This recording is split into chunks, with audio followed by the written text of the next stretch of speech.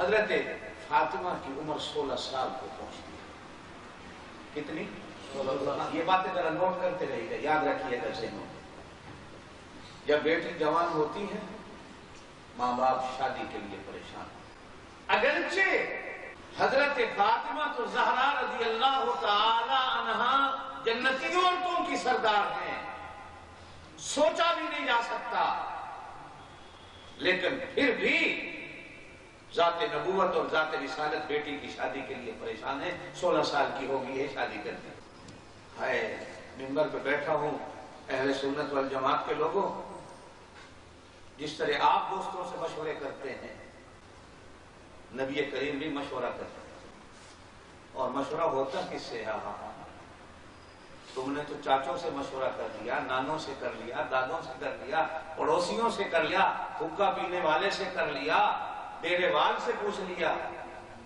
جبریل تیری نظروں میں کوئی بندہ ہے کہ فاطمہ کو نکاح؟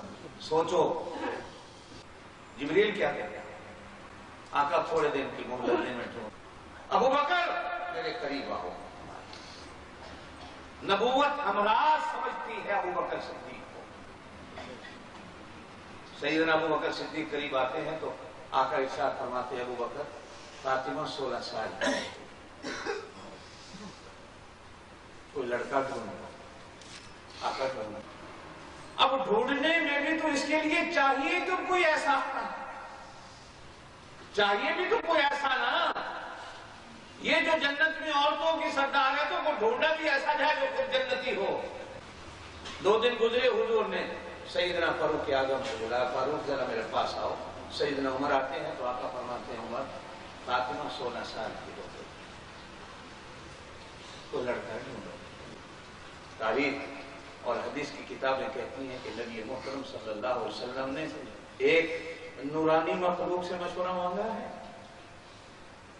2 انسانی مخلوق ہیں جن سے مشورہ مانگا ہے، اور پھر ایک دن سجدے میں سر رکھ کے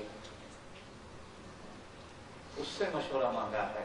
کہا مولا تیرے مشوروں کے بغیر میں نے اپنی شادیاں نہیں کی، تیرے مشورے کے بغیر میں نے پہلی بیٹیوں کی شادیاں نہیں کی، اب اس میں بھی مجھے تیرا مشورہ چاہیے، تو بتا میں فاطمہ کی شادی کی.